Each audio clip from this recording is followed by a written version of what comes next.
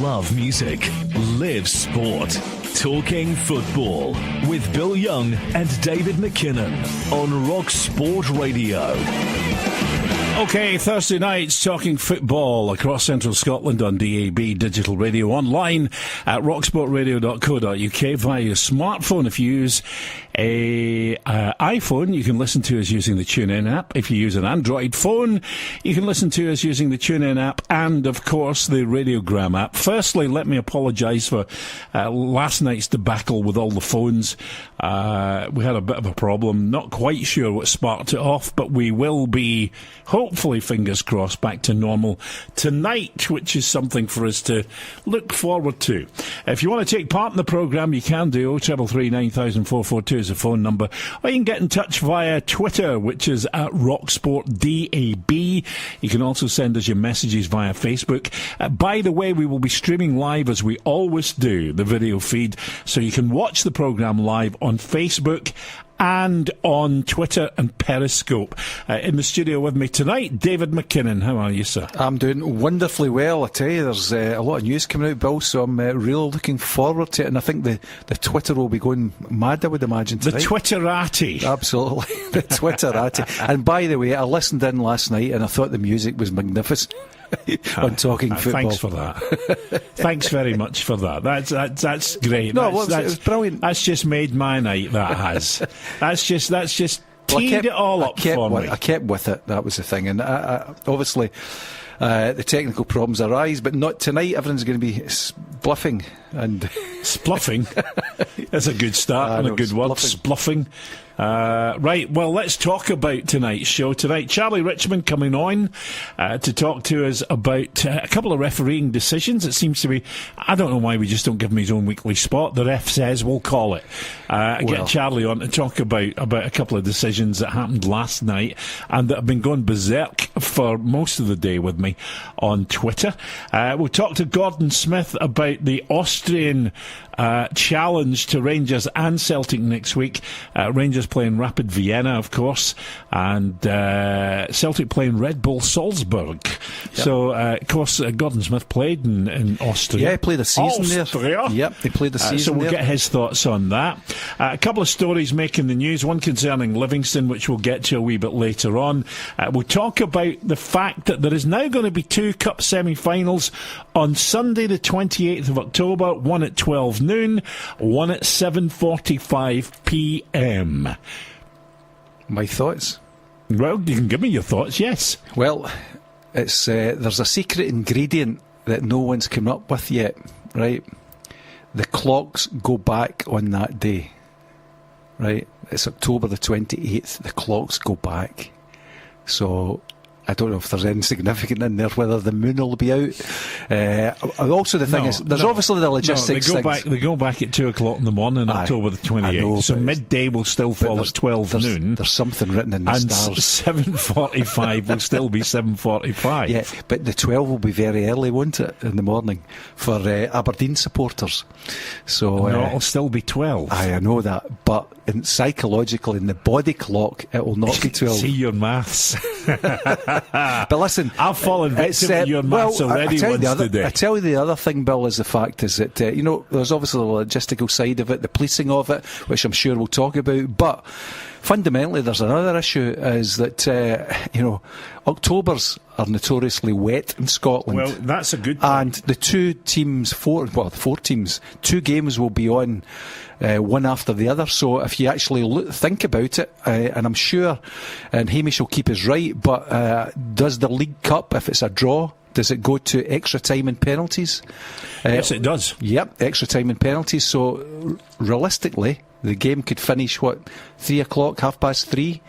The next one starts at 7:45. So there you go. So there's a lot of potential problems. So let's hope that the clocks falling back will not be an issue, and the pitch won't be an issue. I'll tell you what, actually, just talking about the thing about the pitch, that is a good point. But here's one thing that I was thinking about just while you were talking, and I just was wondering this, right?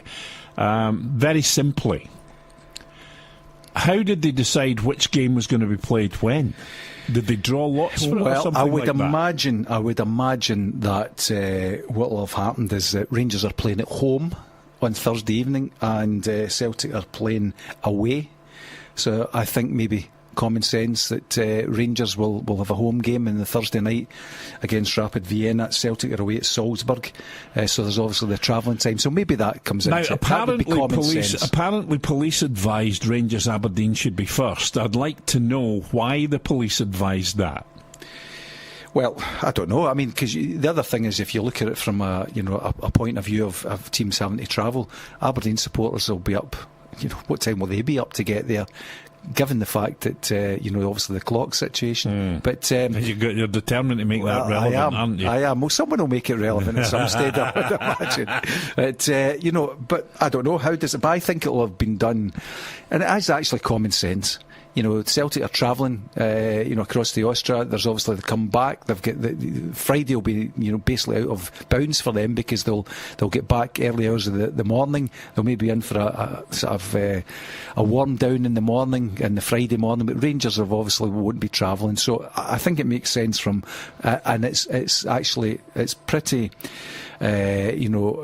it doesn't give any team an advantage. I think it's pretty fair. Now, I understand what you've just said, but I don't know why the police would advise it that way, because they wouldn't be thinking like that from a footballing point of view. Well, you're right. So it'd be interesting to find out exactly. It would.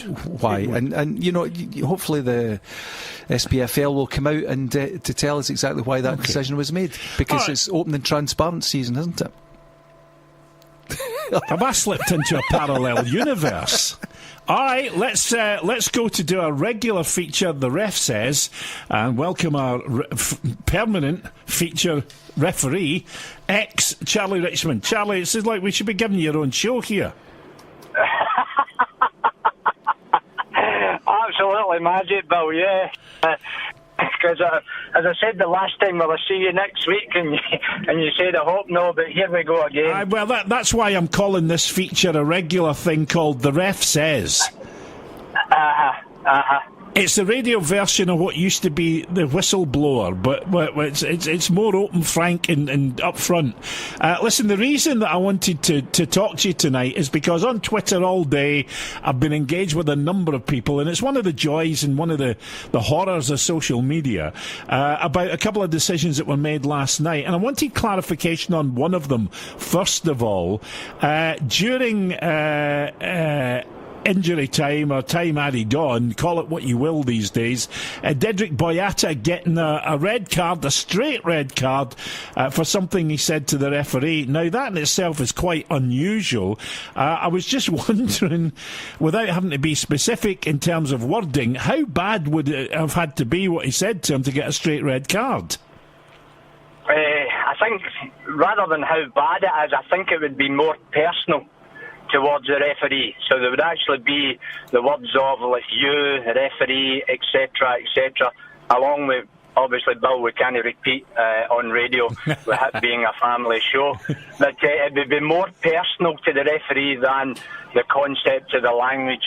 So he's obviously felt aggrieved that he's been fouled a previous 30 seconds, and therefore maybe he's just took it out. There's the frustration, etc., because at the present moment in time there's players who are lacking confidence, etc., That might just have been the straw that brought the camel's back, and he's vented his anger at the wrong place, at the wrong person, and therefore John Beaton has been left with no option but to send him off.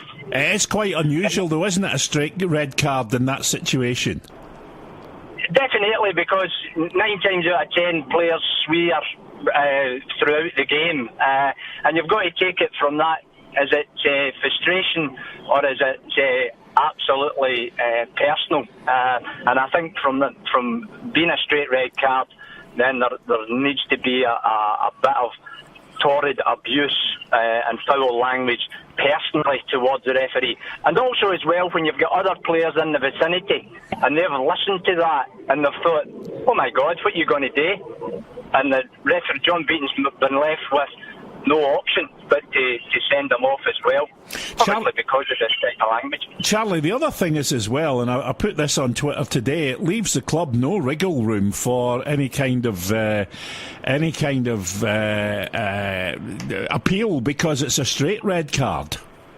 Exactly, and what you tend to find as well is, over the last couple of weeks, Bill, we've heard that penalty decisions were harsh, and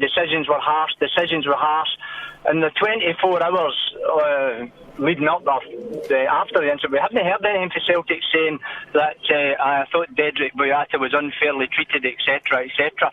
So I'm not saying we go by 100% by players' reactions, etc., but they've come out and obviously accepted what he's done wrong as well, which is a good thing. Well, Brendan Rodgers actually kind of was angry about it, that he'd been so silly. Yeah, he's angry about it. He's angry about his own player. Yes. Because of the time in the game, and that then puts Brendan Rodgers under pressure with regards to he's now going to be suspended, and that's going to be because it's foul and abusive language. It's the next game in the cup. So therefore, it could be out of the semi-final. Charlie, it's David. Oh, sorry. Sorry, Davey. David MacKinnon here. How you doing? Listen, it's very refreshing, I think, for a manager to come out and say that his player was stupid rather than the referee. So a lot of referees will be quite pleased with that, I would imagine, because it's breaking the mould, isn't it, of recent weeks? Definitely, and managers are sensible. Managers are also in that cliche as well, that when you're in the 90 minutes of the game, you're fired up, you've got all types of emotions going through your body. So yes, it is. Just to come out and say, yet again, player was silly, he shouldn't have reacted that way, he needs to suffer the consequences. And that could be sitting in the stand for the semi-final. Yeah, I think you're absolutely right, and I think that was a very good point that you made. That obviously, there was a lot going on in the player's mind, because remember he went through that issue. The transfer. He was, by all accounts, refused to play. That is in his mind. Yep. But one of the things I think, you've said obviously, it becomes a personal thing. But one of the things I always thought as a player, when someone remonstrated with the referee, it's almost like public humiliation for the referee, and if they actually try and demean the referee, players must walk, because that is the worst thing that can happen for a referee, because the respect goes out the window. Exactly, it's particularly when it was personal, as I say, Ray. If it's sometimes when you're expecting a corner kick and the referee awards a throw-in, a goal kick, then it's a bit of frustration. Oh, for God's sake, blah, blah, blah.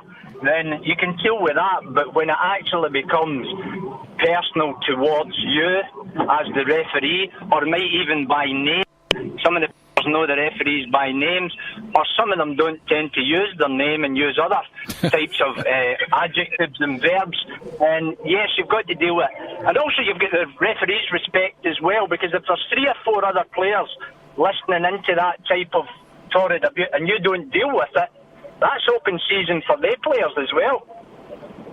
I think the other thing is that players sometimes consider, when it's late on in the game, and the fact that it is unusual for a straight red to be shown for foul and abusive language, that they do chance their arm a wee bit, Charlie, and maybe it's about time any referee has actually put down a mark on this one. Yeah, as long as it ticks the boxes, yes, of course, I agree with that, Bill, 100%. Yeah, all of a sudden, yes, we're going to deal with it now. We maybe have turned a blind eye to it, or we maybe have let it go in the future. Now, yeah, that deserves to be a red card. Off you jolly well go, and I'm not particularly bothered about the consequences that happens to you. Yeah, but the referee's got to make the decision, and I'm convinced that John Beaton, it must have been fairly serious for him to have made that decision there and then, because they are very unusual straight reds for that kind of thing. Moving on to another one last night, and again it's been talked about quite a lot on Twitter today, and that was the yellow card for Alfredo Morelos in the Rangers game after a fairly kind of I would think turbulent period is what I would say, with another particular player from the opposite side throughout the game that culminated in quite a tackle that was questionable, let's put it that way. And when the Rangers player didn't get the decision, he again remonstrated with the referee, who showed him a yellow card, which keeps him out of the semi-final for Rangers. I was just going to ask something, and I know you'll be brutally honest about this. Is there ever a time when a player's reputation, and Alfredo Morelos' reputation for petulance has been developing, rightly or wrongly, is there ever a time where a perceived reputation can be kind of planted in a referee's mind when he's dealing with a player? Subconsciously, yes. Because you'll need to deal with the incident as it is individually. But yes, when you see Morelos over the last couple of games now, correct me if I'm wrong, Bill, he gets sent off in Europe as well. Yes, he did. For a very, very petulant, continuous, and at that night, the referee must have gave him about 2 or 3 chances to get away at the road, and eventually he just lost patience with him and off. So again, if you're coming at me again, away at the road, again, away at the road, and eventually you just run out of patience. And the yellow card. And the reputation of the player, can they be there subconsciously? Yes. And you're looking at it that the player cannot take the laws of the game into his own hands, and that's what the referee's there to do. And whether you agree or whether you disagree, you move on. But that doesn't become. Charlie, sorry, yes. I was just going to say, and I know again you'll give me an honest answer for this, but surely if a player feels aggrieved about a challenge that he may have seen a similar challenge or a lesser challenge committed on somebody else earlier in the game for which somebody was penalised and maybe even shown a yellow card themselves, surely there is a situation if a player is tackled and that tackle is questionable, legitimately he should be able to approach the referee. Whose opinion is the tackle legitimate in? Well, no, but that's the whole point. I'm not saying that he's making the. I'm not saying the player's making the determination, but does he not? Does he not have a right to ask the referee for clarification as to why that tackle wasn't penalised when a previous one might have been that was of similar nature? Or if you're telling me no, I'll accept that. But you see. No, sorry, go on. Go on, Bill. Yeah. How did Alfredo Morelos come up to Bobby Madden and say that tackle was unacceptable? By the way, Bobby, I think you've got that free kick wrong. Or did he come up and give, hey, you, and again, we can't go into explicits because, again, it's a family show. Well, I don't think his English is that good, to be honest with you. Well, I'll give you another example. Nacho Novo used to come up and swear in Spanish to you. Right, okay. I'm not au fait with Spanish swear words. I'm assuming when you've got players who come from certain countries and speak a certain language, you get fairly quickly used to the derogatory terms against you. Yes, so you understand, and sometimes the facial expressions will tell you that if I'm asking politely for a free kick, or am I actually putting your question under scrutiny? I used to politely or not so politely. I used to Sorry, Ray. I used to speak to some of the referees in Gaelic, so politely. But no, I think that managers, fans, always look for consistency, and I don't think it's any surprise that Morelos has been sent off in Europe and he's been booked for dissent. He's got a problem, and it's interesting that I saw a bit from his team in Helsinki that said that he was very well behaved, never known to lose his temper. So there's obviously something that has crept into his nature, and I was speaking to a Rangers fan that was the game last night, and what they're expecting now is Morelos to be booked, virtually in every game if someone goes in and intimidates him, and that can't be a good thing for the club. But obviously, as Bill spoke about, a referee coming into things, it must be at the back of their minds. Yeah, exactly. And again, Ray, if you're doing your tactics, you're doing your team talk, and you've got your centre halves, you're going to tell them to get in there and niggle that player, because that guy is a volatile behaviour. He's got a volatile personality. So the more you do, because you get him wound up, he's not thinking about the game of football, he's out the game, and you've kind of done your job side of things. So the referee has eventually then got to protect that player. But how the player then communicates with you has an effect on how the referee deals with the player, if that makes sense. Yeah. I mean, one of the interesting ones is there, Charlie. You've just said the referee has to protect that player, but if the player feels that the level of protection isn't being offered by the referee, what options has he got? Yeah, he can't take the laws into his own hand, and yes, and I totally sympathise with that, because if he's getting kicked all over the park and you're not protecting him, then there's something questioning about the standard of that refereeing. Yes, if that's not a foul, then the referee must change his mindset to what a free kick is, and I can totally understand on that concept, yes. But again, it's like, Ray, you would go and talk to referees and come on, he's a wee bit of protection. Do you not think that was a foul? Come on.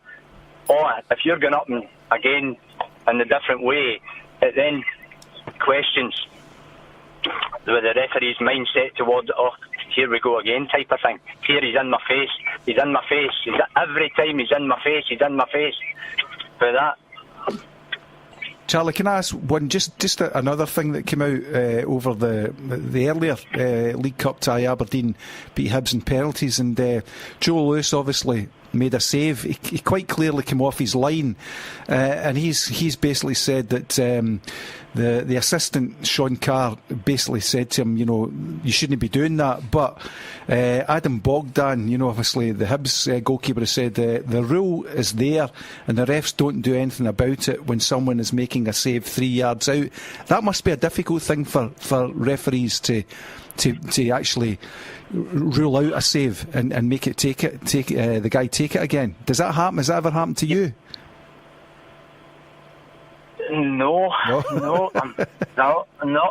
The problem is, see, if you apply the letter of the law, yep. Well, every every penalty will be retaken if it's a save. I better emphasise that it's only if the goalkeeper saves, because the majority of goalkeepers now, the law was changed for them to allow to move along the line. Yep. They can dance along the line, but if you look at the majority of the goalkeepers now, the first step is always forward, which I can never understand, because how can you change your momentum? If you're going forward and then want to dive to your left or your right, would you not be better just diving straight to your left and straight to your right and try and catch it for there? So if that, yes, there's probably a blame on the referees and the assistant referees for not marshalling that law. But at the end of the day, if you marshal it to the letter of the law, we would be then having retake for the penalties that are saved. It's one of those ones again that, you're never quite sure what's going on because of the consistency of things. Some referees will make people take it again. And it's a bit like this thing, Charlie, where you've got them wrestling in the box and the referee stops play, goes and talks to them, walks away, watches them, they wrestle all over again. He'll tell the goalie to get back on his line, he'll tell him to stand still, and then after he's made them retake it, he's done the exact same thing again. So you're right. What do? At some point, you've got to say, who's the penalty kick in favour of? Is it in favour of the goalie, in favour of the taker, or is it a 50-50 opportunity, so you let it go? Yeah, exactly. There's the common sense aspect of it for there. There's protecting the image of the game is a big thing that I fall back to. So when you look at the grappling in the penalty box, it was always a bugbear of mine, that you were always told to stop the corner, go in and tell them, and then, if it happens again, give the penalty or give the free kick, and that'll stop it. But can you remember with the start of last season, or the season before, Bobby Madden was giving penalty, and everybody's going, oh God, if we're going to give us penalties like that, we'll have about 6 or 7 a game, and well, if that's a penalty, oh, I'm losing again because of this penalty, and then what happened in that penalty box happened to the same in the other penalty box, and we never get the penalty, and then it just turns into a big can of worms again. So sometimes you're better see it, deal with it. If you don't, move on with regards to there. I just think the answer to it is become a snooker referee. All you need to be able to do then is count. But you need a pair of white gloves, so that wouldn't go down well some games.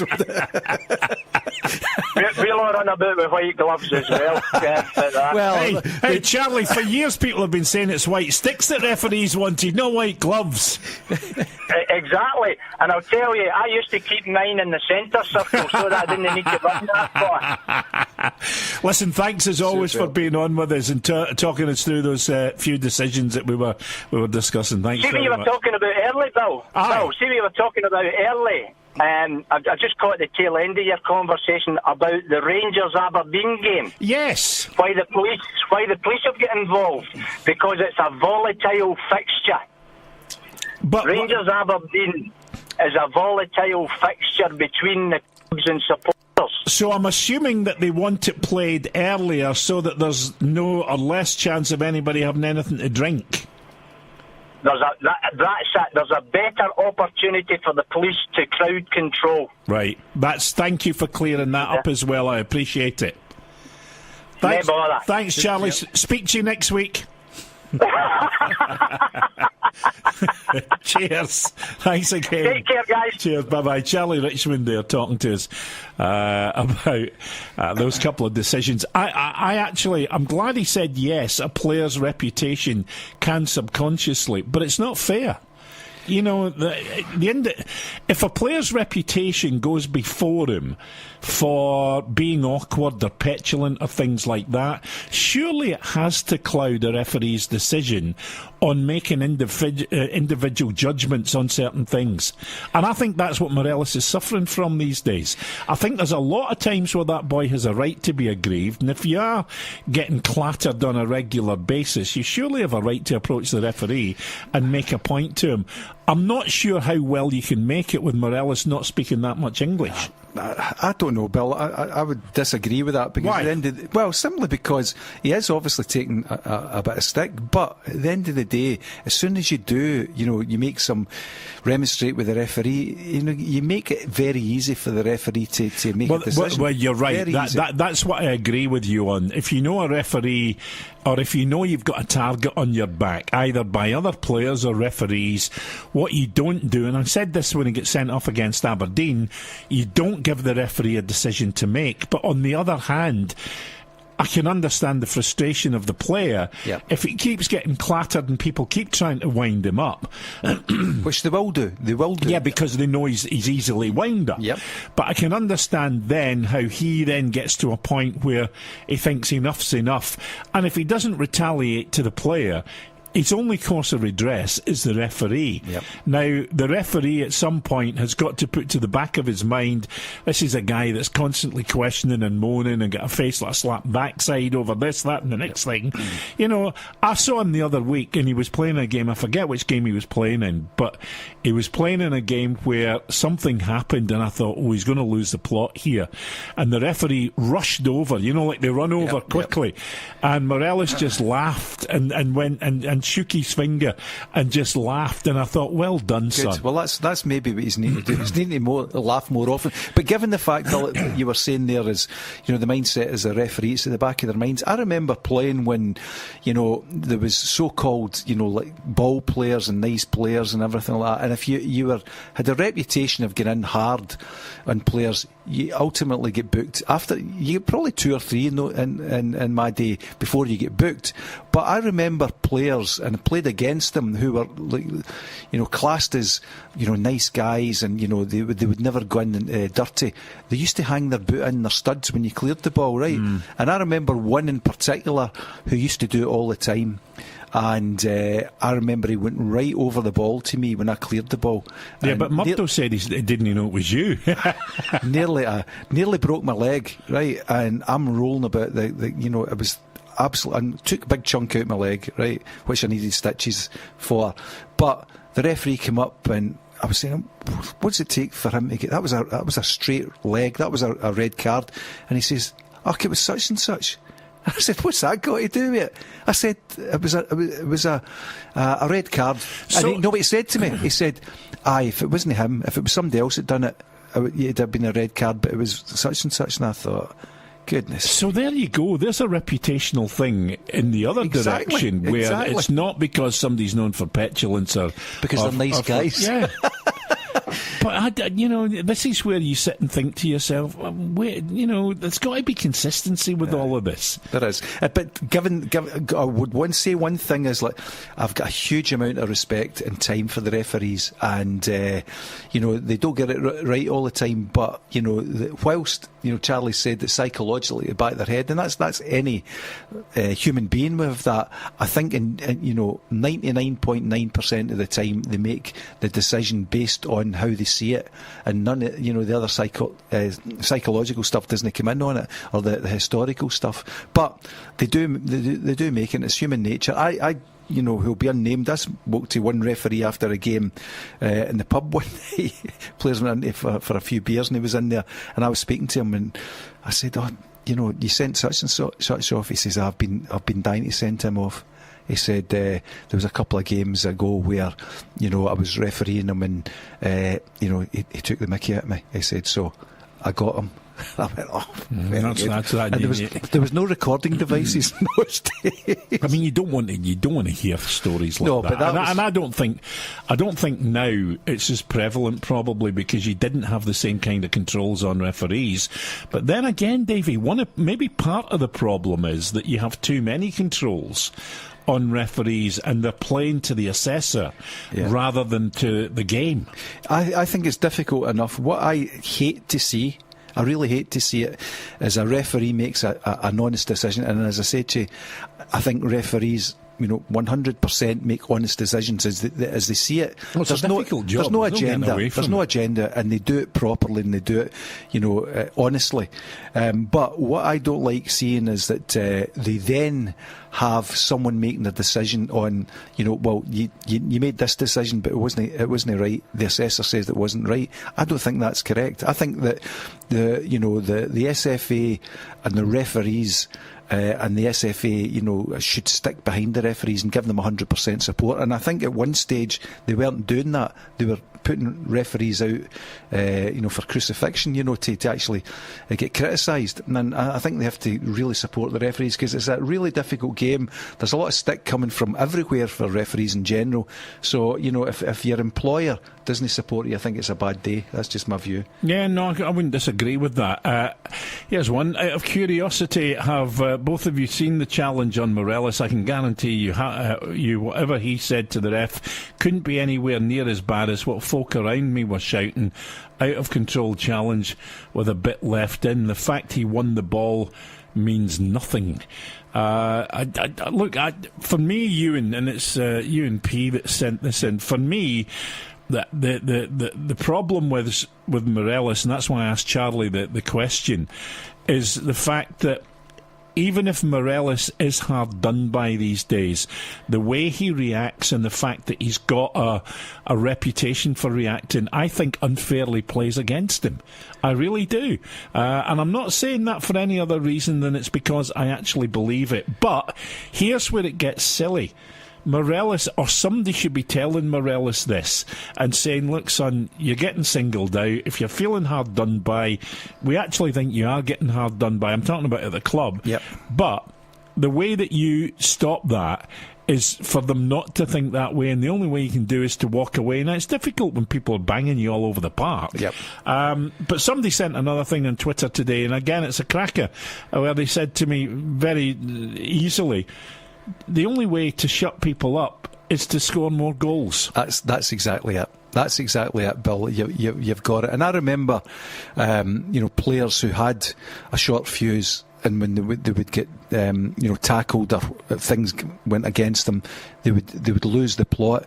And there was a lot of players out there, and me as one.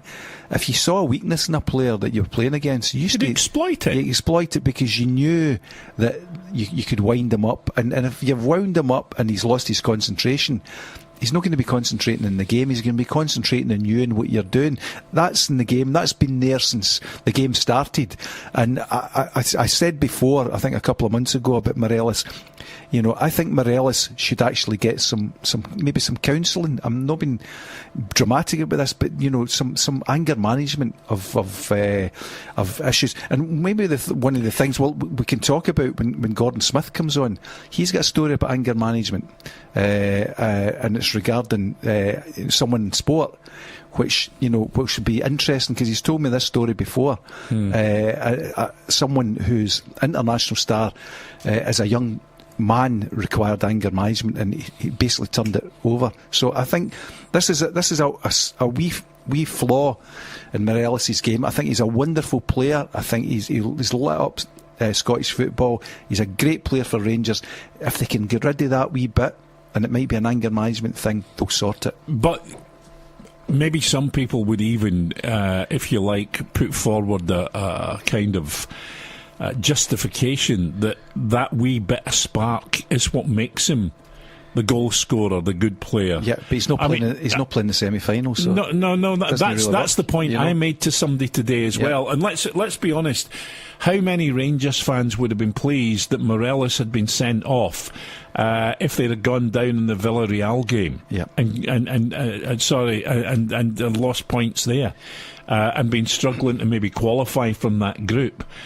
How many people would have been happy then? Well, you're right, Bill. So it's a fine line. And if they went out, here's the other thing about the Aberdeen. The Aberdeen one's an even more dodgy situation for Rangers, because Kyle Lafferty's cup tied. He can't even come in as an automatic replacement. That's it. Someone who was at the game told me is Grezda. Grezda was magnificent when he came on. Yeah, this boy apparently is a real player. Grezda, the pace, everything, lit up the whole stadium. Jerry Collins told me, because Jerry was on the panel for his work permit, and obviously they get to see a load of stuff. And he said to me when he came in that night, he said, this is a player. Yep. He said, this is a player. So that is a promising thing for Rangers supporters. I think, him coming on and making such an impact, because he will obviously start to feature in some of the games. And he actually played 45 minutes in the reserve game on Monday. Did he? Well, there you go. So, but I think that Rangers have got some good players in reserve, so that's quite good for them. And I think it'll always difficult against Aberdeen, but I just think that players that now are emerging, getting used to Scottish football.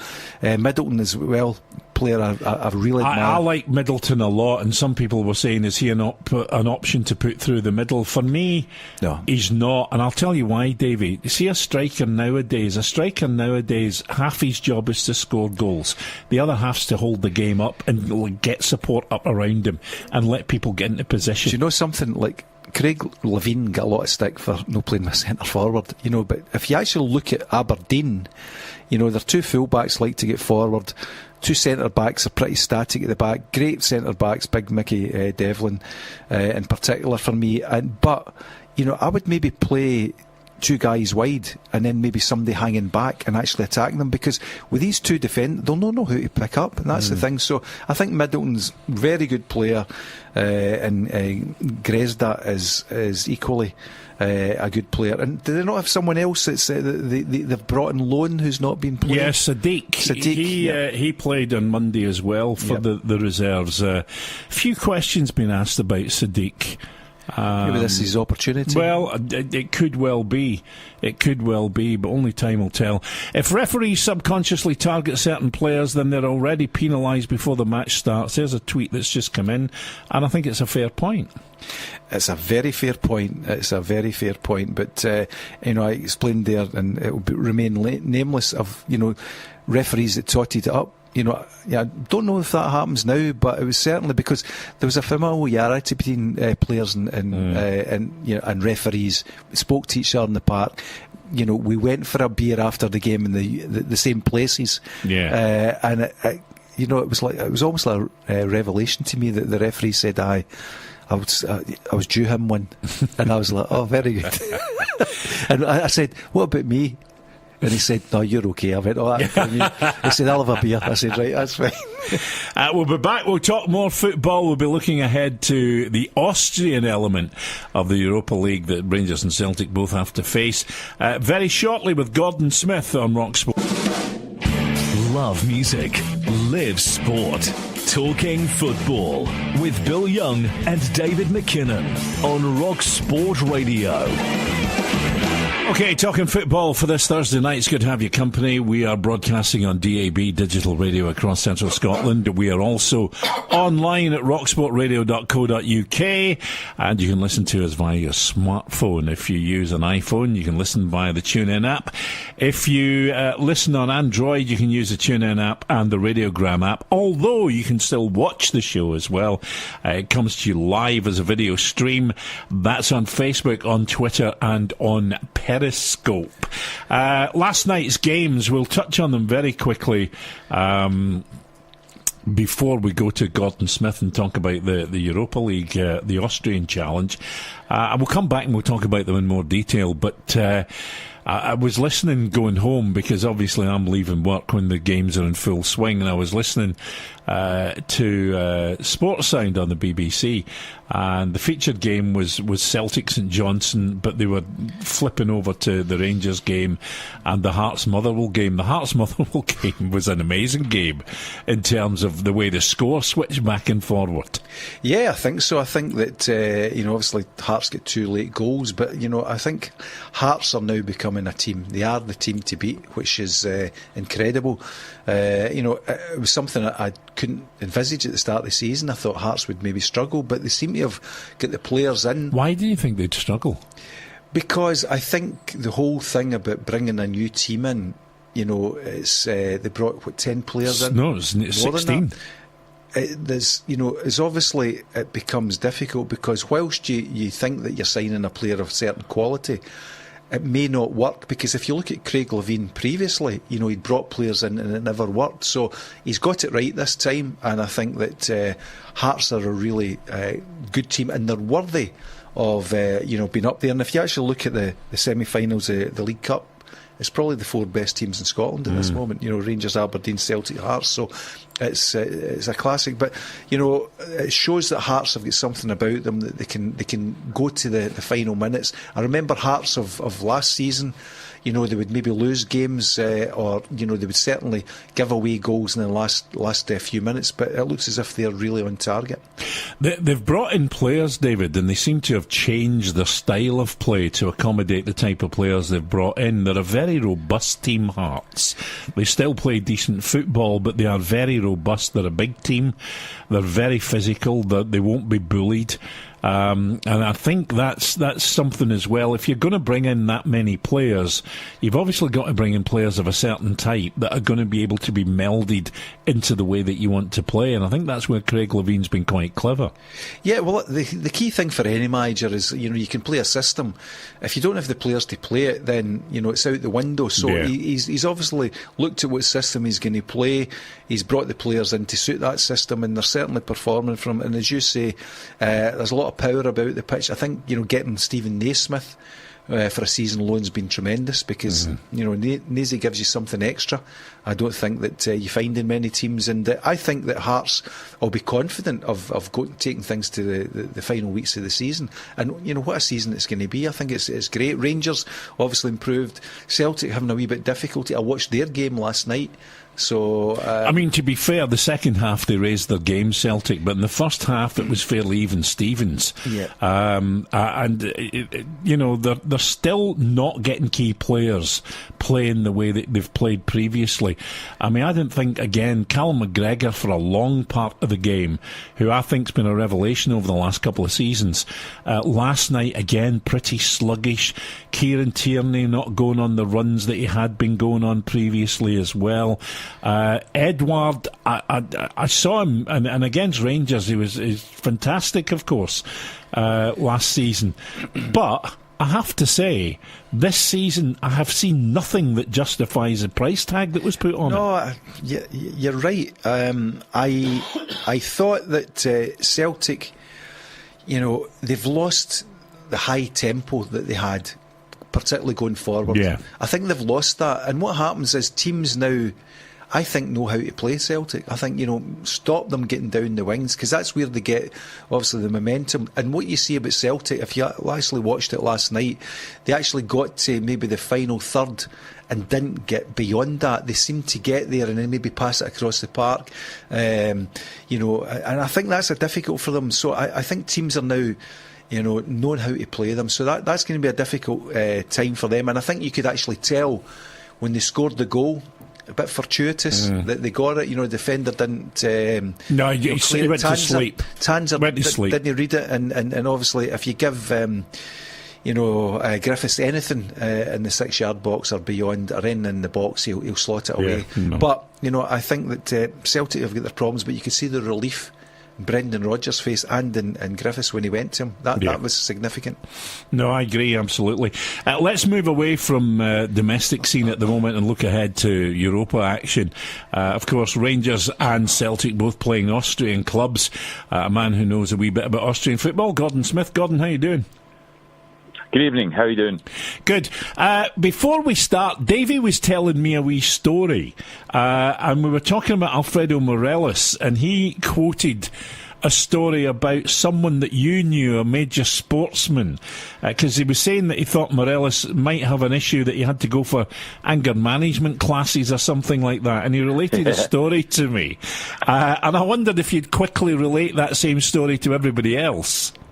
Well, what it was I was playing golf years ago with some people who, and they had a part of the management team, they had Roger Federer, and I was quite amazed when they told me that Roger Federer had to go for anger management treatment and get help on it, because as a kid he had serious problems. He said he couldn't even lose a point, never mind lose a game, and he had to get help and get treatment for it, and obviously it worked very well, because he was a guy then who you look up now and you think he's so calm and assured and everything like that.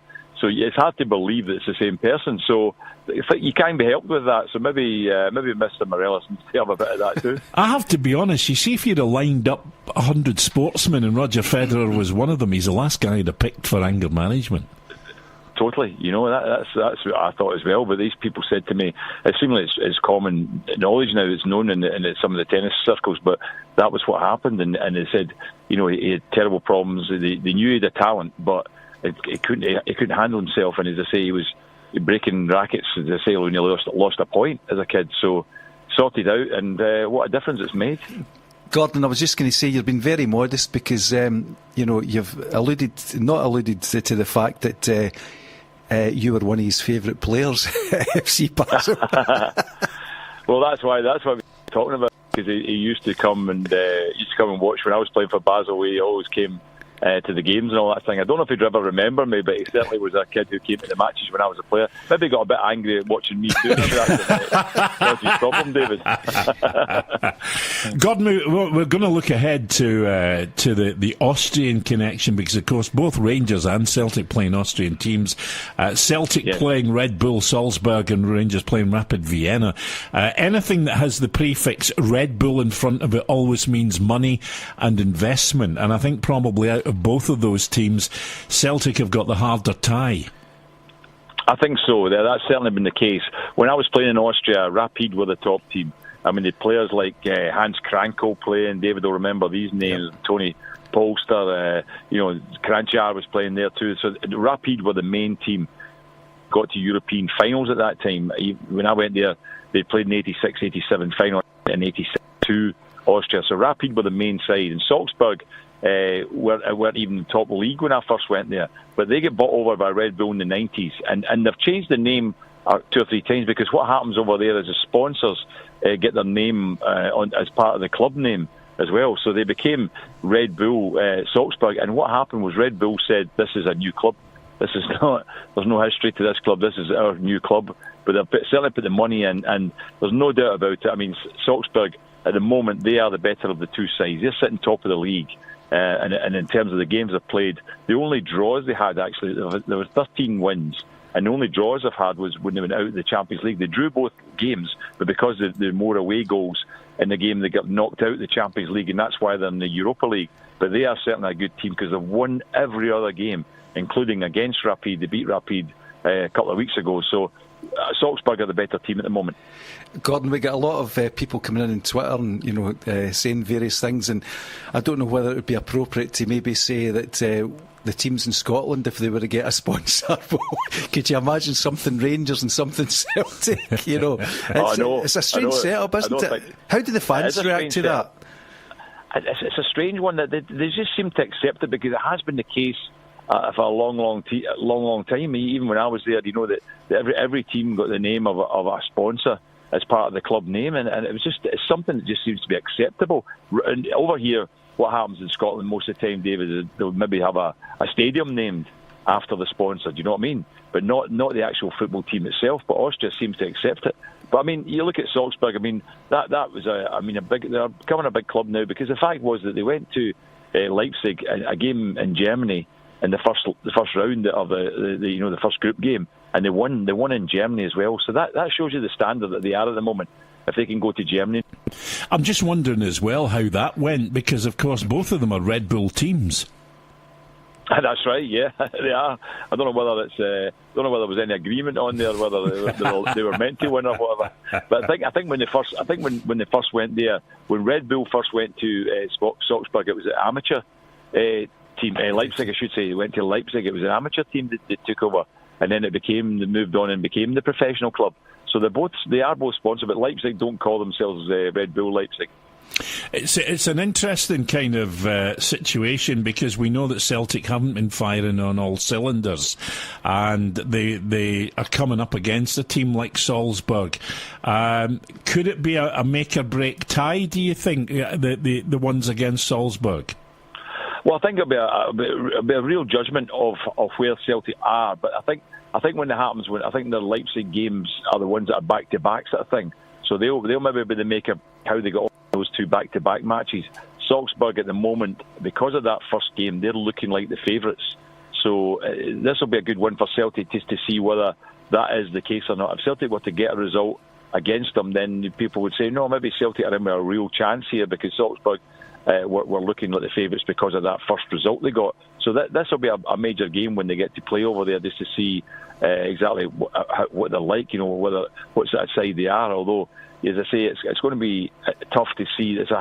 Celtic are in quite a hard group anyway. I mean, there's other teams. I mean, Leipzig are the only one, probably the top of the group, that aren't top of the league at the moment. The other two, Rosenborg and obviously Salzburg, are both sitting top of the league, whereas Leipzig aren't. Yeah, and Salzburg, I mean, last season they got to the semi-finals, and when you actually look at the teams, they'd beaten together Real Sociedad, Lazio, Borussia Dortmund, big teams. So, I think that they are, and when you actually look at the league tables there, that tells you everything you need to know. They've played won 8, drawn 0, lost 0, 4 goals against 6. So that's formidable, isn't it? Even after 8 games. So absolutely. It's a big task for Celtic. 8 wins in a row. I mean, you're looking at Rapid. They're sitting there. They're in 7th place. They've got 9 points from the 8 games. Yep. You know what I mean? So they're just best they've got to a point a game. Whereas you're right, Salzburg sitting there, top of the league, 24 points. As I say, they've had 15 games and 13 wins, and as I said, the other 2 were draws. in the Champions League itself. They went out, as I say, on away goals, but that shows you the standard that they are. So, as I say, Celtic is a great result they got against Rosenborg, because Rosenborg, to be fair, Celtic knocked them out of the Champions League, but since even Celtic knocked them out of the Champions League, Rosenborg have actually been playing really well. They've actually got to the top of their league too. So it's not a case of saying, well, Rosenborg aren't that good. I mean, they have improved as their season's gone on. So I think that from that point of view, Celtic have got a hard group without doubt. Gordon, I know you're pushed for time, so I'm going to move on to Rangers, and 9 games without defeat in Europe. What's your assessment so far of the campaign from Steven Gerrard? One of the points I made is that although he's had a lot of experience as a manager, as a player in Europe, this is his first foray into Europe as a manager with a team that hasn't got a lot of experience at playing at that level either. Oh, definitely. I mean, that's why he's done so well. I mean, when you consider about it, I mean, you need to look at it and say, well, tell me the last time Rangers actually played 5 away games in Europe unbeaten. I don't think there were many times that they've done that. You know what I mean? So I think that's what's really tremendous about the start that he's had. And albeit he's building a squad, but he's 1 or 2 players are now beginning to look even better. Lads that were brought in and are beginning to start a bit now. So I think that from that point of view, you're looking at a scenario there where Rangers are strengthening, and I think that they'll be looking forward to the run in Europe. And as I say, they got a very good result. I thought it was an excellent result to get a 2-2 draw away from home in Spain. So from that point of view, you're looking at a scenario there where Rangers can take a bit from it. And as I say, I've looked at the group, and although the group is good, I mean, two or anything like that, they're actually, it's not as strong as the one Celtic are in. Celtic, I think, have got a tougher group. So from that point of view, Rangers have got a real opportunity here, especially by getting such a good result away from home. And if they can win their next home match there against Rapid, then it puts them in a strong position. Sorry, Gordon, go on, David. I was just going to say that, from the outside, obviously, you've played in Austria, you played in Switzerland.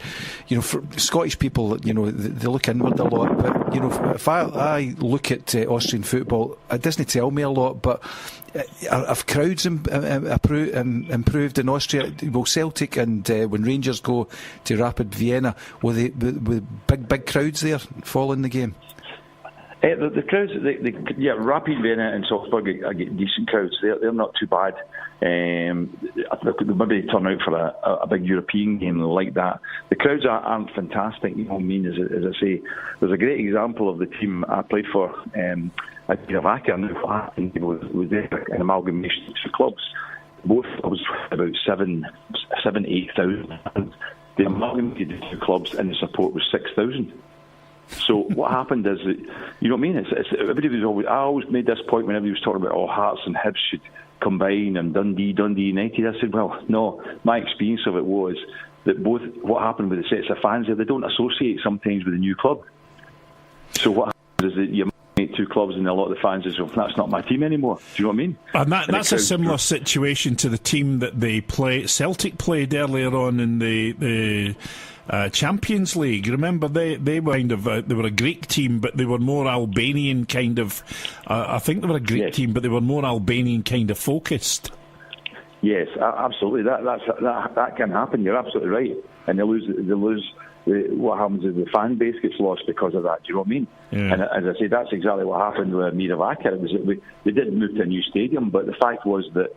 They say 2 sets of fans just say, well, that's not my team. I'm not supporting them anymore. So the club got a bit of a shock by it, because they thought they were going to amalgamate 15,000, 16,000 people at their games, and it didn't happen. Gordon, listen, thanks for coming on and talking to us tonight and giving us a wee insight into both the teams, Rapid Vienna and Red Bull Salzburg, who are taking on Rangers and Celtic in the next round. Enjoy your boxing night. Thank you. I'm not boxing, you better tell everybody. You're not in the ring, are you?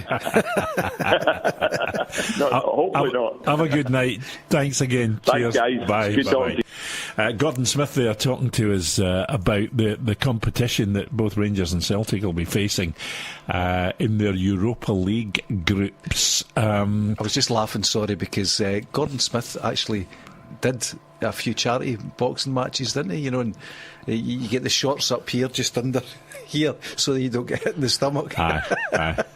The belt gets very high. It's like the Simon Cowell belt. Listen, we were talking earlier on about Morelos being missing from the Rangers team against Aberdeen in the semi-final, and they couldn't use Lafferty as an instant replacement because he's cup tied. Robert West has sent us a thing in saying Advocat played Neil McCann through the middle in the league, winning 3-0 victory at Celtic Park. The wee man was hardly a centre forward, but scored 2 and was man of the match, if memory serves me. So I wouldn't be surprised to see Middleton playing there, as he has pace and is a finisher. Yeah, well, I think that if you'd have to change your game though if you were Rangers. Well, I can only. There was obviously times when, you know, a winger came in and played through the centre, but one of the most significant games I played in, and Ian Ferguson played in it and scored 2 goals, was we played Inter Milan at Ibrox, and they decided to put John McClelland, the centre half and captain, at centre forward, because Jock Wallace had said they will not be able to determine what our tactics are, and he played there, and all he did was just, you know, get into the centre back. So potentially there's maybe an opportunity to change the whole thing, you know, and put maybe somebody up there from the back. I don't know, there's a lot of things that you can do, and I think it's sometimes when the adversity, when you've not got the players, you know, managers make decisions to change the tactics completely. One thing Derek McInnes won't know is how Rangers are going to set up. Even if when Rangers put the team sheet into Aberdeen before the game, which will be, they'll have to put it in about 11:15 in the morning, and remember the clocks are going back. Oh, don't start that again. So Derek McInnes will look through the list and he'll say, I've not got a clue how they're going to play. I've not got a clue, because this sometimes happens when you've not got guys playing up front. You really change the tactics, and that sometimes helps you, particularly in the first 20 minutes. Because I've been. If you're games, a manager, though, Davey, here, let me ask you this question: if you're a manager and you have to change tactics, do you really want to be changing tactics in the semi-final of a cup competition? Well, sometimes, Bill, it is the element of surprise, I'm telling you, you know, because, you know, managers like to tell the players and their team, here's who's playing, here's who you pick up, this is how we're going to play.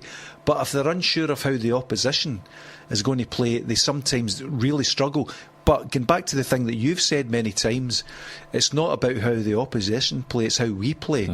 So, you know, I do think, though, in the modern game, that sometimes managers overthink it about how teams are going to line up, because certainly, you know, when they do get the team sheet, they'll not know how Rangers are going to play, and I think that will be an advantage for the first 20 minutes. It's interesting as well, looking at Rangers. Rangers have obviously got a stronger squad than they had in the last previous 3 seasons, that is for sure. They're playing with a great deal of confidence, they're scoring a lot of goals, and the strength and depth in the squad's interesting, because you've got 2 and 3 players for almost every position except that striker's role, because of Lafferty being cup tied, Sadiq not actually delivering what maybe people thought he would deliver, and now Morelos in that position where he's suspended and doesn't play. I mean, there are other people, and I suppose the big thing for Steven Gerrard, and we were talking about this earlier on in the week, and one of the things that I was saying, that the difference between Rangers this season and in previous recent seasons is the fact they've got goals can come from anywhere on the park, from midfield, from full-backs, wing-backs like Tavernier, you know, things like that. They've got goals from all over. And you're absolutely right, Bill, and I think one of the other things I think Rangers have got this season that they didn't have last season is the fact that they'll not be intimidated on the park. If you look at Rangers last season, there were times when they were bullied. Yeah. Remember Motherwell in particular. You know, they bullied Rangers in certain games. That will never happen now, because it seems to be a real mentality of strength Scott Arfield in midfield. I think there's loads of players that they've got that will go out and fight. But I just think that the mentality in Rangers is such that that they can actually go out and win games. So I don't think that they'll go out and believe that they can't beat Aberdeen. So I think Rangers are flying. Well, let's stick with Rangers, because they were in action last night at Ibrox against Ayr United. They won in 4-0 and fairly comfortably in the end. But for the first 15 minutes, it looked as if Ayr United were going to give them quite a run for their money. Steven Gerrard making 6 changes, Flanagan going from left back to right back, Foderingham coming in, Katic and Worrell teeing up with each other there as well, Middleton starting as well. So that there was 6 changes in all, and for the first 15 minutes they looked very tentative, Rangers. To be fair, Ayr United gave them a bit of a pummeling in the first 15 minutes, and you thought, hang on a minute, this is going to be one of those where you start questioning the manager's tactics. Should he have made those changes? Blah de blah de blah. But of course, Steven Gerrard knows his squad, he knows his team. I guess when you make 6 changes, it takes a wee while for players to kind of get into their stride. As I say, it was comfortable in the end. Yeah, well, I think Ayr have obviously had a great start to the season, and Shankland in particular, has been immense, but it was interesting he was taken off, later on in the game. So I think the game plan, obviously, for Ayr was to go out and maybe try and go and get an early goal, and that's always the big thing when you're playing, if you're a so-called lesser team playing against the Rangers or Celtic. Go out and maybe snatch something, but don't give Shut anything the away. crowd up. Yep. But Rangers, they scored their opening goal by Katic. I think that was early on. It was 16 minutes. So they didn't quite get to the 20 minute, the golden 20 minutes that they say that if you can get that, the crowd start to get in their back. So that goal by Katic, I think that set their stall out. And then obviously Middleton's such a great player. I have when I saw him coming on as sub in the games, I thought he was immense. And it reminds me of so many Rangers wingers. Greg Wild in particular. When he went there at first, when he came and hit the ground running, he was magnificent. He lost a bit of confidence and he's drifting away. He was on loan at Morecambe last season, I believe. I think he's at Plymouth.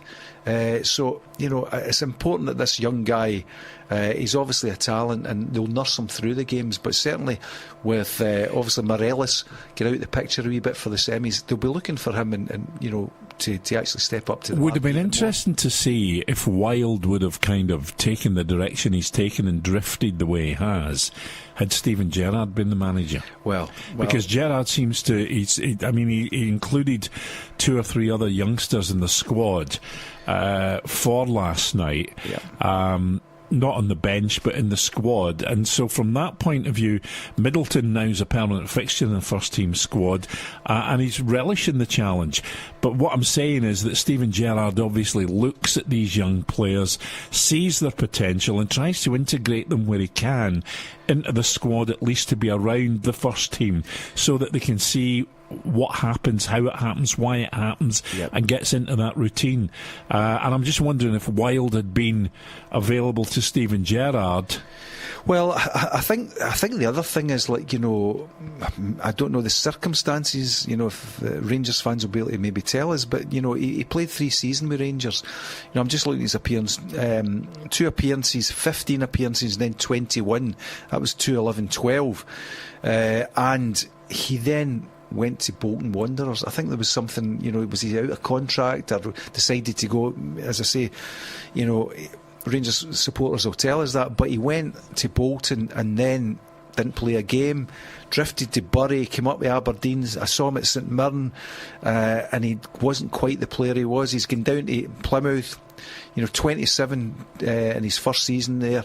And as I say, I know that he went to Morecambe last season, and he's back with Plymouth and not playing. So, Greg Wild was an exceptional, and is an exceptional talent. He's only 27 years of age, so he needs to get his game back. And maybe if he was in the Rangers team just now, with Steven Gerrard, nursing him through his career, he might be, achieved the consistency as a player and the promise that he showed early on. But Middleton's a talent similar to him, I believe, and it's important that they nurse him through. But no one better than Steven Gerrard to do that, Bill. So I think Middleton's in good hands at Rangers with Gerrard. Okay, obviously Ayr United will walk away smarting a wee bit. They're with hoping some money in their pocket as well. Yeah, hoping that they'll have a wee bit of a cup upset. But of course, for them, the season's still looking good. They've got off to a good start. They came back. Wild jump ship when admin happens, says Gentleman Jack. Was that the story? Yep. Such a loss. Yep. That's what he's saying. I don't know. So. Well, there was a lot of players, I think, obviously when the admin they had the option to see out their contract or not, and maybe he took. But when in hindsight, when you look back, for him looking back in his time, he was with Morecambe, who finished third bottom in the League Two last season. He'll look back and say, I made a bad move then. But the influence, I don't know who his agent is, and I'm not criticising his agent, but sometimes someone thinks if you've had a good start of your career, this is the move. But managers know best, and sometimes players should actually just accept where they are and continue. And Greg Wild's a classic. But I think going back to Ayr, they've had a great season, and that was a bonus point for going to Rangers.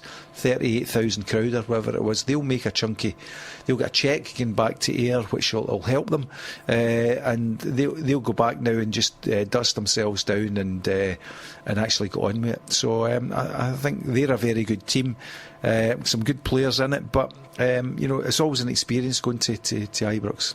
Yeah, and it's a situation where if you're a team that's like you said looked at as a lesser team, and that's not a derogatory term, you always raise your game against Rangers or Celtic anyway. It's a bonus for them. That's the thing. Let's look back again though at Celtic last night at McDermott Park against St Johnstone, and again I was listening driving home to the commentary. Paul Hartley was one of the summarisers, and you could hear the frustration in the voices that Celtic just aren't firing on all cylinders. First half particularly, second half they got better. There's no two ways about that.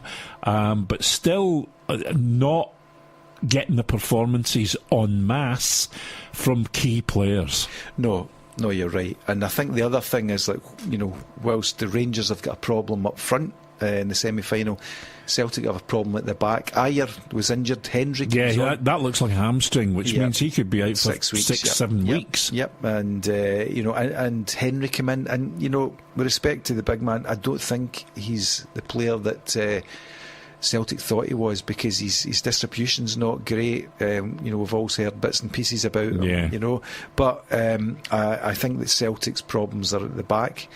I was speaking to a couple of people today about Celtic, about the back, and compare, there's that kind of gone really, really quiet. Well, I heard the story. Somebody told me a story that Lee Congton had tried to get Compare 4 or 5 seasons ago for somebody else and couldn't get him. Yep. And made a beeline for him this time. And there's a lot of talk going on about the recruitment policy at Celtic Park at the moment, and making kind of finger pointing going on at the minute. And it's kind of interesting now to see, you've got a situation where Celtic are vulnerable in the centre of the park, and look how many centre backs they've got. They've got 5 on the books.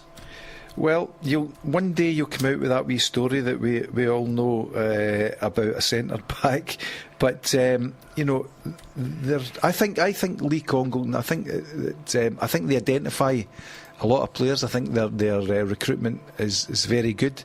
It's getting them over the line. I think they know which players they want, and if you look, I always think that I've done it, and managers done it when I've been involved in clubs, and a name comes up, and you say, I saw him 4 or 5 years ago, he was absolutely magnificent. Let's get him in. And then when you get him in, you realise his legs have gone, which is it's a difficult thing to take, because sometimes players come into clubs in reputations, and particularly when I was at Dundee, we brought players in reputations because we didn't have money to get them in, and they came in and you knew, you're looking at the player, you're looking at his face, you saw him playing 4 or 5 years ago and they were magnificent, and then you were looking at them saying, it's not working. And I think that's maybe what happens with Compere. Maybe he's got a great pedigree, played with some big teams, and then obviously he's come to Celtic. And I'm looking at the stats, right? Borussia Mönchengladbach 31, 1899 Hoffenheim 140 games, right? Fiorentina 16 games, RB Leipzig 77 games, Celtic no games, no league games. Has he actually, apart from the once, has he actually been fit any other time? And I think he only played the one game and then was injured. So that's I heard was it Fergie the other night saying that they'd bought 5 centre halves or something like that, and they're not working out. But I think that that managers are judged by the people they sign and the players that come in. The ones that work are great, but Marvin Comper, I think, is just not performed. Yeah, but Davey, you say that managers are judged on the players they bring in and the players that they sign. The way that the business, and I'm sorry, but it is a business now, football. The way that football works these days is that the manager doesn't necessarily always identify a player. He'll identify a position where he needs a player. And then you've got your scouting team that go to various sources like Y Scout, and they'll look at various things and they'll say, right, we've looked at 20 players, here are the 4 best ones that we think that you should be looking at. They'll watch the stuff, the video stuff, and then they'll say, right, now go and watch. They'll send the scouts to go and then watch those players 3 or 4 times playing in their domestic league, wherever that may be, and they'll come back and make a judgment. But even then, one of the great things in radio is people send you tapes to get jobs and things like that. And the way things can be edited these days, you can sound like a world beater. And it's the same with video stuff. You can look like a world beater, but that's not a great representation. And having said that, is 4 games enough games to make a decision on when you're paying millions of pounds for a player? It's not, or even hundreds of thousands of pounds in Scotland. It's all relative what they pay, but it's reported they paid £1 million for that player. It's difficult not to be critical of it, but Celtic at the back, I just think that Boyata, the situation, obviously when the transfer window was closing, there was some issues around that. It affected the team. I think that situation, it was allowed to develop in some way, and I think that's why Celtic were out of the Champions League. Because I think if he'd have been either out the camp early and they'd brought someone in, but when you get into the latter stages, the transfer window, and a player's want to move, his body language is such that he gets sent home from training. There's major issues there, and you would have thought last night then he'd have screwed the bobbin because the dust is just about to settle. But sometimes these things just at the back of your mind, it's about the referees making decisions. But Celtic have got a problem at the back, and I think it's very difficult now for the window to actually open again in January to bring some. But I just think that Celtic, the magnificent team last season, absolutely unbelievable, but I think this season they've really struggled. And the other thing I'm thinking about is, you were saying Edouard, I thought he was magnificent. I thought he was a better player than Dembele, and I think on his day he is. But if Griffiths gets injured, then where are the goals coming from? I did hear from someone that I know in the game that there was a split with certain players in Celtic regarding the rest of the players within the squad. 2 or 3 players almost been, sitting in their own and, not engaging. I heard that as well. I heard so that. When that happens, that's difficult. I think that Brendan Rodgers, a wonderful manager, and he's done really well. I heard also that certain players were not very subtly questioning the ability of another player. As well. That's not good. And I also heard today from a very good source that Sham, was had something in his contract that, like many of the players that come to Celtic, because they come to improve themselves, but also to improve Celtic. And Celtic are a team that bring players through, get them to their level, and they've been very successful of selling them on. A huge profit.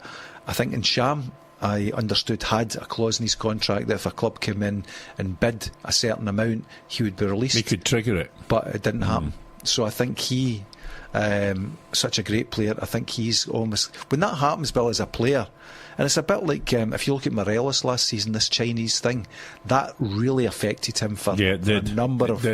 And Stephen Gerrard gets in his head. So... great manager Brendan Rodgers, he needs to get into these players' heads and actually say to them, look, you're here. But if Brendan Rodgers doesn't feel he's getting support from the board in certain other ways in terms of bringing players in and deals being concluded and things like that, who's going to get in Brendan Rodgers' head? Well, it's difficult to not make observations, but, you and I have been in the game for far too long, no doubt. But, there's a thing came out today which I thought, why is this coming out now?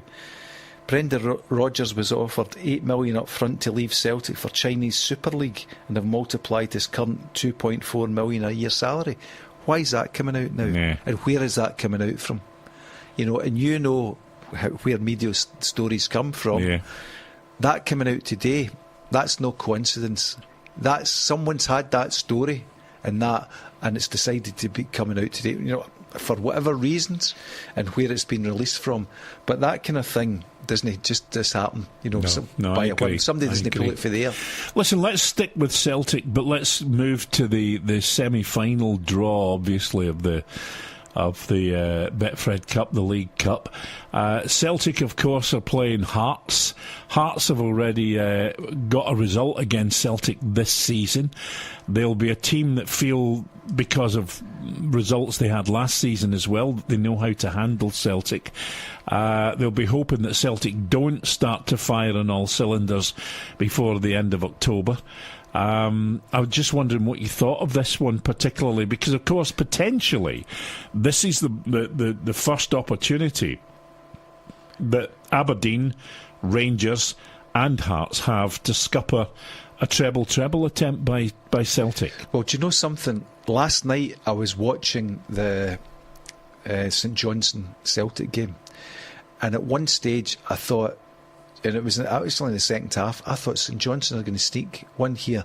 And what happened? Witherspoon, such a great player for St Johnstone, I think he should be playing, with our Rangers or Celtic. He curved one in with his left foot, broke inside from the right, curved it, and it missed by inches. It was one of these ones. Celtic had come forward, lots of chances, scorned the chance, and it was the classic counter-attack, and it missed by inches. And I thought, that's Celtic got away with one. Yeah. And I at that time I said to myself, that's the treble over. That's Celtic out of the League Cup.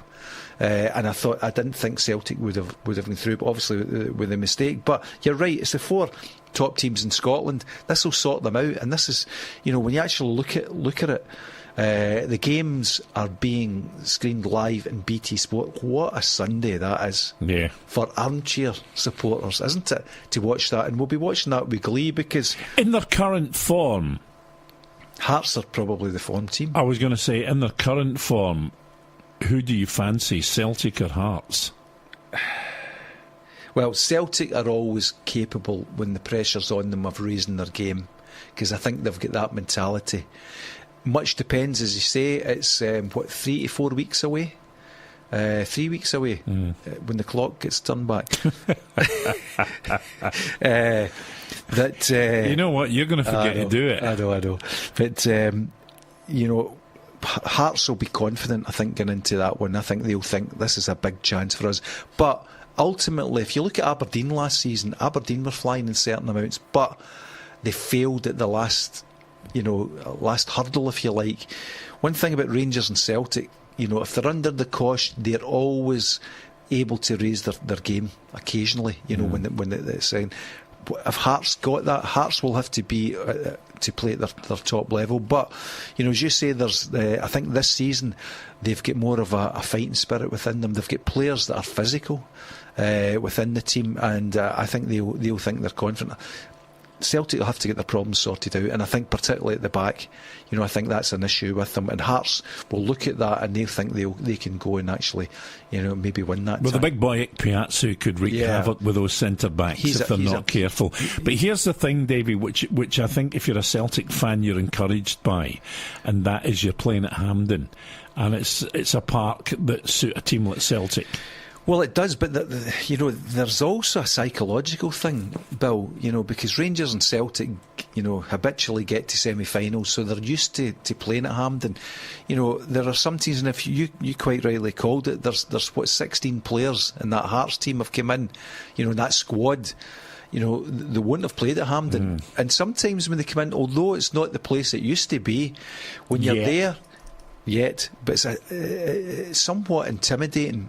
And some players come into it and they think this is the National Stadium, and maybe not, they get nervous about it. So that'll be in Celtic's favour.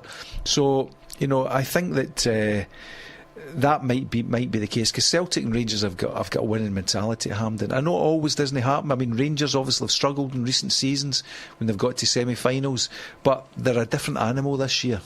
Is it on for a Rangers Celtic final? Obviously a lot of people would like that, but I think Aberdeen and and Hearts will go into it with confidence. I was just going to say as well, I wonder what kind of change to the dynamic of it being a semi-final it will make to be at 7:45 at night.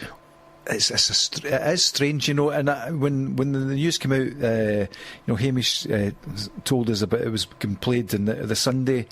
The kick-off's 12 o'clock and 7:45. The 12 o'clock one will take care of itself. But that would be a normal fixture, pretty much. Yeah, it'll take care of itself. The one at night, 7:45. I can't for the life of me think when there's ever been a Scottish tie in a cup or in a league that's been on at 7:45 on a Sunday night. No, neither can I. It's a strange. It's new territory. So it does change the dynamic. I know people might think it's daft, but it does change the dynamic of the game. It does, and particularly the thing is, like as we've spoken about, you could go to extra time and penalties. It's a long day if you're watching it, but we will be watching it. It's a good job the bodyguards come to a conclusion. That was on the Sunday night. I don't know, you might need the bodyguard after maybe. And you still haven't told me who you think could win this. And I'm asking on current form. Right. I think Rangers. And I've got. I'm talking about against the Hearts, the Rangers, Celtic, and Hearts. On current form. Well, on current form, Hearts are going to win it, but I think Celtic have got enough in their tank, and I think Celtic will win it. I mean, Celtic can't keep stumbling along like this forever. No, they can't. I mean, they're going to hit form at some point. You're absolutely right. I think Celtic semi-final. Hearts, I think particularly as well, the 7:45 kick-off, late on, psychologically, a lot of players think about it.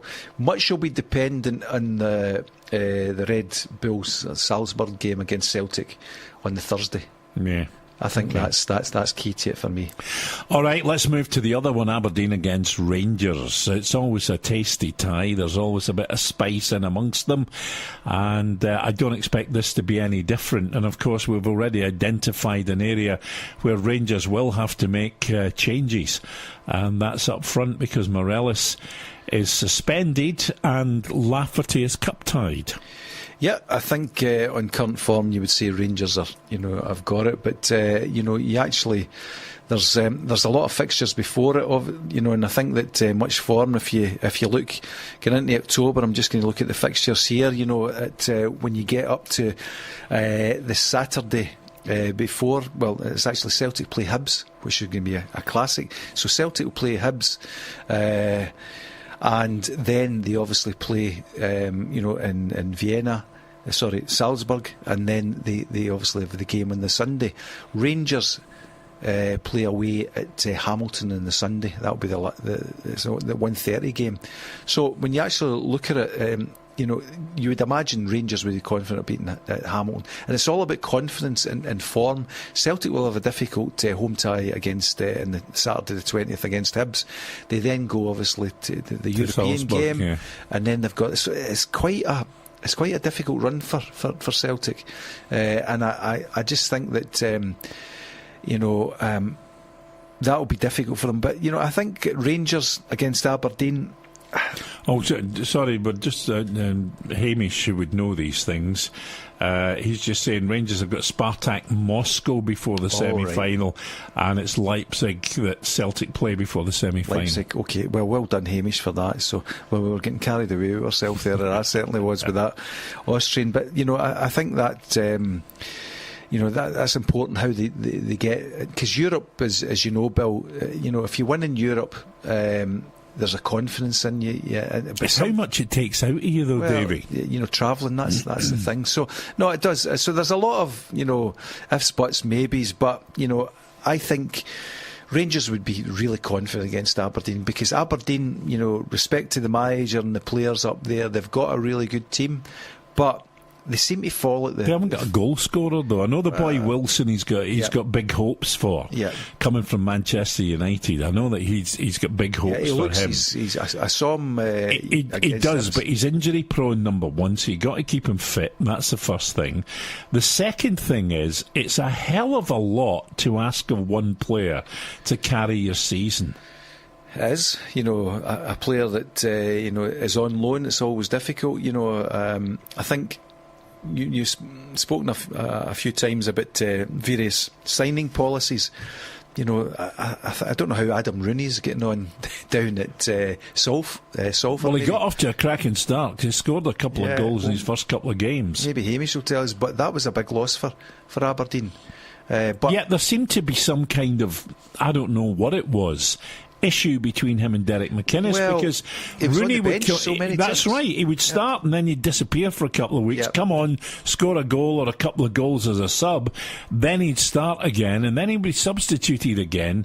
There is something certainly, I think, at Aberdeen between Derek McInnes and Adam Rooney that made it inevitable that Adam Rooney was going to go somewhere, and the fact that he decided to go to Salford, all right, it was for $4,000 a week, but the fact that he decided to go for Salford is one that puzzles me, and I think he was just happy to get away and play. That's it, because I could not believe, when he was on the bench, last season, particularly when McGinn came back, in the transfer window in January, and those two players, great foil for each other. And I thought, they're going to play and they're going to play. And when they did play, or he came on, inevitably he scored a goal. And you're right. See, if you're not playing, and you get a sense that the manager's not, maybe can he play you every game. And if you get an opportunity to go, you think, right, okay, well, I'm going to go. At least I'm going to be playing. The other player I think has been disappointing for Aberdeen is Stevie May. Yeah, he's done nothing since he came back. But having said that, since he moved from St Johnstone, he's not had the, he's struggled. Things like that. He has. But, I just think he's a player, I think, that, Derek McInnes likes. I think he likes him in his team. He, plays him a lot from the start. But he's never really delivered for Aberdeen, and that's a problem. And I think that's where you're right. Rangers are very, very strong at the back. Two centre backs are great, I think that's where it will be. I think Rangers have got the ability to win that. I think Rangers are confident to win that cup tie. Listen, one of the things that we haven't spoken about, and of course there was the thing today about the police and a review of how policing should look after the Celtic Rangers game at Parkhead, where there was a crush. But Martin from Airdrie's actually on the line. He's got a point about safety implications for the semi-finals. Martin, how you doing? Hi, Bill. How you doing? Good. It was just basically to ask you, especially Davey, you've been an ex-footballer, that the games are only, 7 hours apart on the 28th? And I'm not looking at it for a football point of view, I'm looking at it for a safety point of view, and you're still going to have Rangers fans kicking about Mount Florida, Battlefield in the town, and you're going to have 30,000 Celtic fans coming in, mixing in the pubs. That surely cannot be logistically safe. Actually, that's a very good point, which I didn't even think about, to be honest with you. Potentially extra time. You know, you've got fans from 4 clubs being in Glasgow all in the one day, and as much as you can marshal them and you can police them at the ground, you have got that situation, Davey, where elsewhere you've got no idea how quickly they're going to disperse and what kind of state they're going to be in when they do. No, I think Martin's made a great point there, because you have got 4 sets of fans, and they will congregate, as you know, Martin. A lot of fans like to go to the game and then go back to the pubs, maybe to watch the next game, and it's a long day. If you're having some drinks, and ultimately when the other game finishes, the supporters from Celtic and Hearts will habitually go through the city centre to get to their destinations. So I think you're right. I think it's going to be a major policing exercise. I spoke to Gordon Smith earlier, and he was saying that when he played in Austria, they actually played 2 games.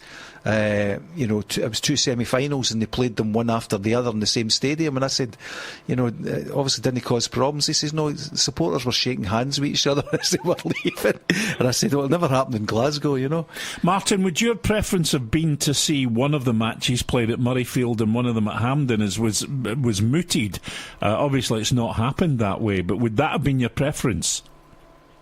It would have been the most sensible option. Or even if, how we have that winter break, even if you had pushed, say, for example, the one semi-final to the following Sunday and cancelled a league game, and then pushed the final back, even 2 or 3 weeks, and played the final during the winter break. It's only one season. What difference is it going to make? Do you think it's becoming more and more difficult for us domestically because of these things that are happening in Europe, with the extension of the Champions League, the extension of the Europa League, and now they're even talking about this third competition? Hell, I have no idea how that's going to look, but it seems to me that more and more domestic football is being governed by UEFA. UEFA and TV money's got a lot to do with it as well. But I was just raising the point because I've drove coaches for years, and I've took fans to Hampden, and I've sat for an hour and a half trying to get out of Hampden. So if that's Rangers semi-final, which hopefully we win, but if that Rangers semi-final goes to extra time penalties, you're talking 2:45, 3 o'clock.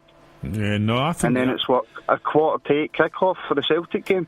So even if fans meet in motorway services, I mean, you know what it shouldn't happen, but you know what it's like, guys. Listen, I think you've brought up a really, really good and pertinent point. One thing I would say to you, Martin, as well, and you'll have this experience through driving buses, is Hampden is a terrible place to get away from after a game. You can actually sit in Hampden in a car or in a coach, and you could be an hour and a half before you get away from it. Is that your experience? No, easy. I mean, my gran stays in the high flat, so I can just leave the coach and go for a coffee. but no, I've literally sat and just going down, even if it doesn't matter what way you go, if you go up through Castlemilk or if you try and get down on it, you can sit there for an hour and a half and no problem, because the police are hopeless at Hampden. Yeah. Listen, you just said you're a Rangers fan. Let me ask you about the semi-final against Aberdeen, in terms of what do you do to plug that hole that's left now by Morelos and Lafferty being cup-tied, Morelos being suspended now? Well, I think that Umar Sadiq gets a bad rap. Since he's came to Rangers, I think they've done quite well. But no, in all seriousness, I say I was at the game last night, and young Middleton was phenomenal. See his touch and his finishing. I say just put Middleton through the middle. And do you know, Martin, someone was at the game last night, they were telling me Grezda came on and was magnificent. You know, what was your view on it? He wasn't magnificent. He had a few good touches. This was an ex-football player that told me, so it tells you what he knows. What I will say about him is I didn't realise how quick he was. Yep. He was absolute lightning. That's one thing I do like about us this season. The pace we've got up front's phenomenal. But like you said, it's a good... That's what I like about Middleton. I like Middleton. I love players that knock the ball past players and run. And that boy does it so well. He really does. And like you say, he's not scared to have a crack at goal. And he's got a good finishing touch as well. His touches last night were brilliant for an 18-year-old boy at Ibrox in front of, I think it was like 35,000 we had last night. But I kind of worry now that we've got but we've loaned out Zach Rudden, because I've seen Zach in the pre-season friendly, and he looked like a decent enough striker for us. But yeah, that is going to be an issue. I don't know what he's going to do. The only worry I've got about Middleton is, can he hurt you more through the middle, or can he hurt you more down the channel? And for me, one of the things that a striker has to be fairly good at these days as well is holding the game up so that they can get other players up. And I don't think he's that kind of player. I think he's a really, really, really good player, but I don't think he's that kind of player, Martin. Well, the only thing is, I watched the game at the start of the season, Rangers Aberdeen, and that was Rangers when we just started to come together and we had 10 men, and Aberdeen didn't really pose us any problems until the end of the game. And since then we've fairly improved, and I watched the Aberdeen Hibs game, and the Hibs really should have won that. Yeah, they should have. So I don't fear Aberdeen as much as what I would have last season. I don't think they're going to cause us as much problems, and we can get goals. It's not just Morelos that scores. We get goals for wide, for midfield. So I don't actually see it being that much an issue. That's what I was saying to Davey earlier on. I said that the one thing that Rangers have got now that they didn't have in previous seasons of recent times is they've got goals from all over the park, and that's always good for a team. It stands you in good stead, especially if you find yourself in a situation like you've got with Morelos not being available. Oh, absolutely. And young Kent as well, he's starting to come onto a game, and we've got Candeas who can pop up with a goal, Dorrans can pop up with a goal, field, so bit of options there. One of the things I said to Davey as well is that from my point of view, and I've been saying this since the beginning of the season, I don't see where Aberdeen are getting their goals from. They've brought in the boy Wilson, who's scored already, but you know, if you've got one guy that you're pinning your hopes on, you've got to keep him fit, and this boy's had injury problems through his career. But you know, at some point every striker hits a wee barren spell, and so you really need somebody that can contribute, and I don't see where Aberdeen have got goals to come from other than him, if he delivers what they want him to. Well, I watched the Hibs Aberdeen game, and he had nice feet, nice touches, but apart from that, I don't see Aberdeen as the same force that they were. They don't have the same midfield. McGinn, is it McGinn? Niall McGinn? Yep. Doesn't look as good as what he was. Gary Stephen, when he feels like, when he wants to show up, he shows up. But nothing I've seen from Aberdeen says to me that they're going to even finish in the top four this season.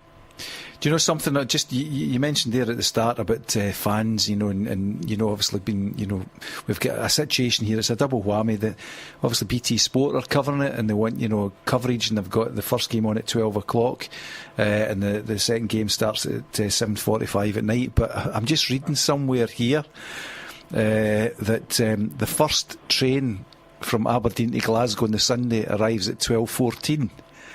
So things are not really great for Aberdeen there, but it takes me back to the football specials. Maybe we need to get that back on. But it's strange, that and unfortunately it's happened for Aberdeen. They always have difficulty getting the fans down here. But do you? I know you don't have any sympathy for them, but for fans. Do you think these two games being played on the same day at the times they are, do you think it is good for fans? No, it's not good for fans. I mean, like I said, I drove the buses and I used to drive up to Aberdeen and stuff like that, and it's a horrible journey to Glasgow as it is. But when you need to get up at 5, 6 in the morning to make it through to Glasgow for a semi-final where you're going to get beat, steady. But in all seriousness, no, it's not fair on Aberdeen fans. It's not. But I heard the reason was because Celtic were playing away on the Thursday, so they're playing their game later. So that could be nonsense, because it was me that said it, but Hamish has put us right, so maybe he'll tell us exactly who's playing away on the Thursday night. But it was a strange one, because I heard Stephen Gerrard said, well, we were out the hat first, so we've got the first tie, so maybe that was what happened. But I agree with you. It's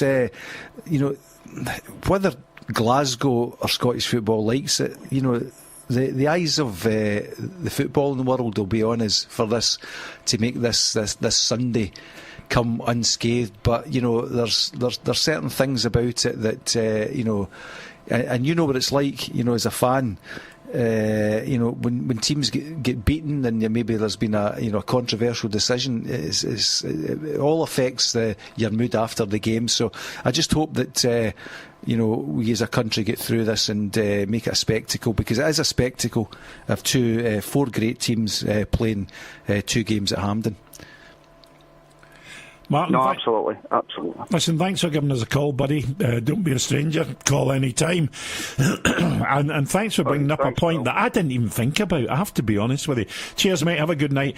I really didn't. Celtic are away, Rangers are at home, but I didn't think about that. But that's a great point. What was the point there? The point about Rangers are... No, the Rangers are at home, Celtic are away. Right, okay. So. But the point that Martin made about 4 sets of fans being in Glasgow in one day, they're not just going to evaporate. No, and the thing is as well, if it goes, as we've spoken about a couple of times there, if it goes to extra time and penalties, you're talking about 3:30. It takes an hour and a bit to get away. It's going to be difficult. So what's happening is you've got an influx of Hearts fans into Glasgow. You've got Celtic fans getting ready for the game coming, and you've got fans coming away from the game. That's right. So they'll all be congregating in the pubs round about the ground, but also in the city centre. So it's potentially a powder keg, and I just hope that. Do you know, I never even give it a thought. Well, I really didn't that's the give thing that is, you a look, thought, but you it's look a at 12 good point. You look at 12 o'clock kick-off, and you look at 7:45 at night, but if the fate are against us and it does come, there's a small window because fans get away from the ground and fans come to it, so it's it was for me. I understand the fixture congestion and the whole thing, and the TV situation and so on and so forth, but it's a strange, because it's put a lot of pressure on. There's somebody that I follow on Twitter that reposted something and liked something last night, which I found actually very, very telling. And it was about Portuguese football. Portugal has the same GDP as Scotland, but it gets 5 times more money out of television for football. And it said the reason for this is because all television that televises Scottish football is regulated outside of Scotland. Well, there's a potential. Now there's an interesting point. Well, I've got a lot of respect for the BBC, but I don't think that their coverage with respect to, I mean, Jonathan Sutherland, good presenter, they've jazzed up the set, but they don't give Scottish football the amount of kudos and coverage that they should do, and they don't do it properly. That's my view.